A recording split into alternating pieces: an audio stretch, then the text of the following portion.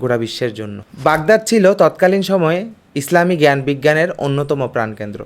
তিনি সেখানে যখন গিয়ে দেখলেন ইসলামী জ্ঞান বিজ্ঞানে যদি পারদর্শী হতে হয় সর্বপ্রথম আমাকে আরবি ভাষায় দক্ষ হতে হবে। তিনি যেহেতু একজন অনারবি ছিলেন সেহেতু আরবি ভাষা শিক্ষা দ্বারা তিনি তার এলেম অর্জনের সে যাত্রা শুরু করলেন। তিনি সর্বপ্রথম আদব, ইলমুল বায়ান, ইলমুল লুগা, বালাগাতের জ্ঞান অর্জন করেন হজরত আবু জাকারিয়া ইয়াহিয়া ইবনে আলী আল খতিব আত-তিবরিজি রহমতুল্লাহি আলাইহের নিকট হতে। আরবি ভাষার উপর পাণ্ডিত্য অর্জন করার পর তিনি মনোযোগ দেন ফিকহের মধ্যে। তিনি ফিক শিক্ষা অর্জন করেন তৎকালীন বাগদাদের শ্রেষ্ঠ ফকি এবং দরবেশ হজরত সাদ আল মুখাররিমি রাদিয়াল্লাহু তাআলা আনহুর নিকট হতে।